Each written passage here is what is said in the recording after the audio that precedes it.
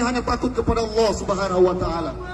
Ingatlah bapak-bapak sekalian, Peter Yongren ini adalah seorang misionaris. Karena dia melakukan doktrinisasi pada orang-orang yang lemah, yang tidak seiman dengan dia.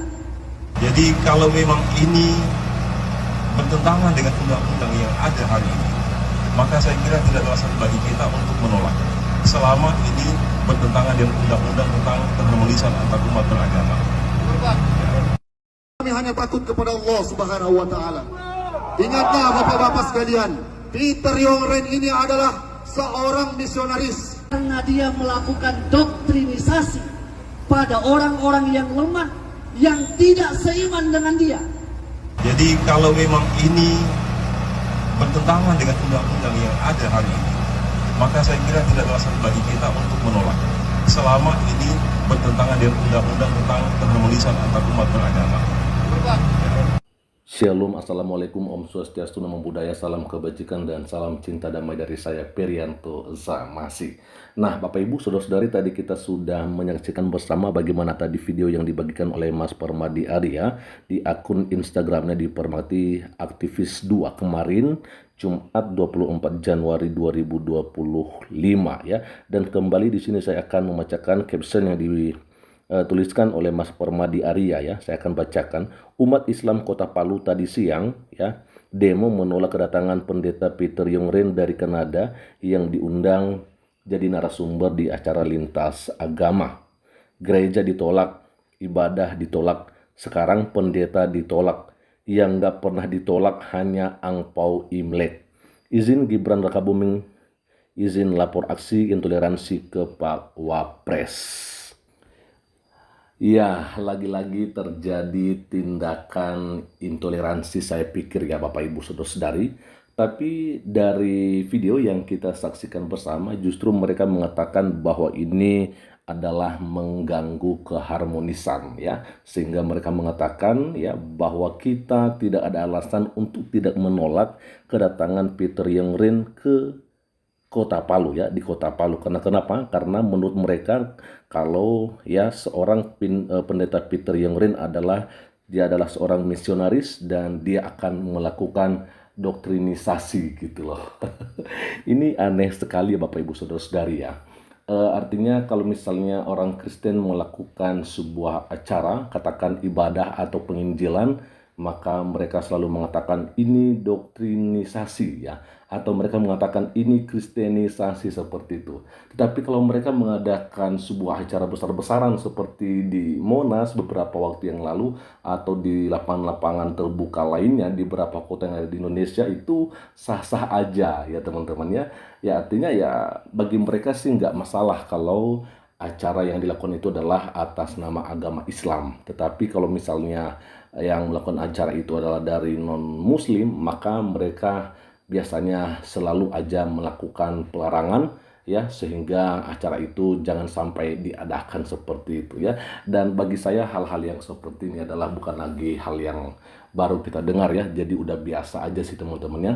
Tapi bagi saya ini kan nggak bertentangan dengan undang-undang ya, karena kalau misalnya ada yang namanya KKR ya, kebaktian kebangunan rohani, yaitu sama dengan acara-acara yang dilakukan oleh saudara-saudara kita umat muslim ya. Ada mungkin At-Tabligh Akbar dan sebagainya itu ya. Jadi itu biasa. Jadi tujuannya adalah untuk membangkitkan iman dari orang Kristen seperti itu. Itu sebabnya diadakan yang namanya KKR seperti itu. Nah, apalagi kalau misalnya acara yang diadakan ini adalah sebuah acara lintas agama, lalu kemudian di situ ada beberapa tokoh agama, ya tentunya bukan hanya dari satu agama saja. Jadi saya pikir di sini kan tidak ada yang namanya pemaksaan gitu loh. Walaupun di dalam sebuah acara tersebut nantinya ada hal-hal yang harus disampaikan oleh pendeta Peter Yongren ya.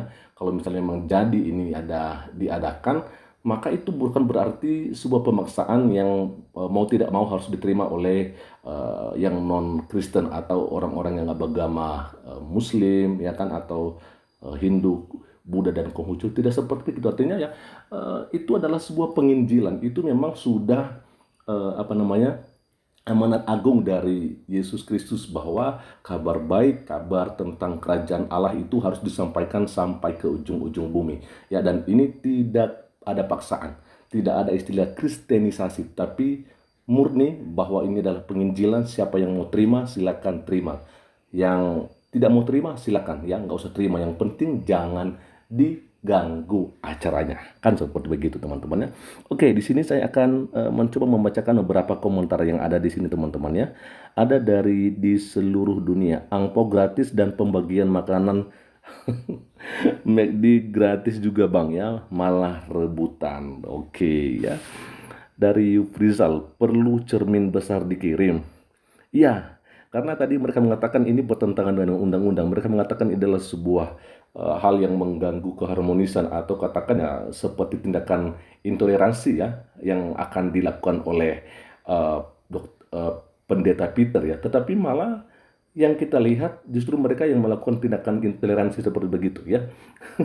Jadi artinya mereka tidak mau menerima orang yang berbeda agama dengan mereka ya kan. Jadi mereka bertahan pada prinsip mereka, karena kami mayoritas di sini, ya kami tidak boleh menerima orang lain begitu. Ya itu nggak boleh. Kita di Nias ya, kita juga mayoritas Kristen, tetapi kita tidak pernah ya melarang atau menolak kalau misalnya ada tamu-tamu besar dari saudara kita Muslim yang datang dari luar Nias. Silakan saja, yang penting jangan sampai menghasut ya warga yang ada di Nias, seperti itu ya. Sampaikan saja ya. Artinya ada istilah dakwah, seperti silakan sampaikan dakwahnya ya. Dan satu hal, tidak boleh ada pemaksaan. Dan bagi kita orang Kristen, kalau ada penginjilan, penyampaian firman Tuhan, kabar baik, KKR apapun itu, baik pun di debat lintas agama, kita hanya menyampaikan kebenaran. Mau terima silakan, kalaupun tidak terima ya itu tidak jadi masalah ya kan. Oke, lalu berikutnya ada komentar dari Kristianis Suatan. Mereka bilang intoleransi padahal mereka sendiri yang intoleransi. Betul sekali ya, artinya itu adalah sebuah panah yang berbalik ke mereka begitu loh. Ada dari Edi Penyet ya, angpau coming ya, angpau coming tapi nggak jadi deh, nanti ditolak ah. Ada komentar dari Tain Meta ya, mulai dah, selemah itukah iman kalian? Ya itu sih bukan hal yang baru ya, itu udah biasa sih teman-teman ya. Jadi nggak rasa aneh aja, tapi ya itulah ya udah kebiasaan mereka. Ada dari Karangetan ya, kok bisa ditolak? Ya itu memang udah kerjaan mereka sih, ya kan? Dan itu bukti iman mereka lemah sih saya pikir teman-teman ya. Ada dari Alain Bunito, ciri-ciri kurang yakin dengan keyakinannya sendiri sampai keyakinan orang pun diusik. Betul sekali. Itu dia yang sedang terjadi di Kota Palu ya. Ada dari Nail Luman Tobing, bilang aja pengen dikasih uang, nggak usah sok demo gitu. WK. Jadi pengen minta duit nih ceritanya. Kasihlah. Ada dari Cecil Prisi, lah gue aja suka banget lihat Ustadz Maulana nggak apa-apa. Kenapa sih potongan yang begini panjang umur di bumi, heran deh. Ya saya sih nggak ngerti apakah memang ini setuju dengan apa yang dilakukan oleh saudara-saudara kita yang ada di video ini. Kita nggak tahu ya, saya nggak ngerti sih ya. Yang penting ya kita sukanya yang damai-damai aja lah ya. Yang begini-begini sih bukannya membuat harmonis, tetapi malah ini membuat semakin tidak harmonis, karena ya bagi mereka hanya agama saya paling benar, di luar saya jangan deh ya, itu nggak boleh. Dari Mendekar Lingat ya, nggak semua Islam kayak gini, tapi yang kayak gini udah pasti Islam. Oke, siap. Ada dari Andi Syaputra, jadi acaranya lanjut atau batal nih? Kita lihat ada balasan dari Mario Yohan ya. Dia katakan bertahan atau sudahan, pilih bertahan atau sudahan ya. Dari Darah Muda Gaul ya, metode lama bro, ini udah kelihatan blunder, langsung posting intoleran. Gue bukan dukung intoleransi ya. Oke, terserah ya. Oke, lalu ada dari Krisyanti Grace lah, kok nyebut undang-undang yang mana ya Pak Permadiari ya. Ya dia bilang apa nih, masih rencana undang-undang. Ada juga komentar dari Fuxension, ledakan Permadiaria ya, tolong dikunjungi yang sedang di kisruh masalah agama di Palu, tolong ditengahi dan dinasihati atau diberitahukan arahan yang baik ya. Ada yang bertanya juga dari Pepaya, kapan terakhir tsunami di Palu ya? Udah lama sih ya, jadi mungkin pengen lagi ya.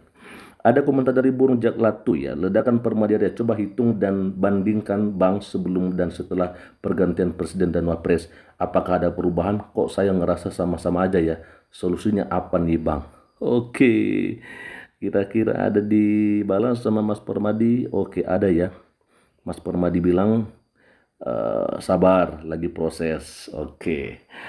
Oke teman-teman, saya pikir itu aja dulu ya yang bisa saya bagikan kepada kita semua pada kesempatan ini teman-teman. Dan bagi saya sih apa yang dilakukan oleh saudara-saudara kita di sini membuktikan bahwa iman mereka itu lemah dan mereka itu adalah orang yang tidak bisa hidup di tengah-tengah keberagaman ya. Artinya ya bagi mereka, karena kami mayoritas di sini ya, kalian-kalian yang tidak seagama dengan kami, yang tidak seiman dengan kami, nggak boleh bergabung dengan kami.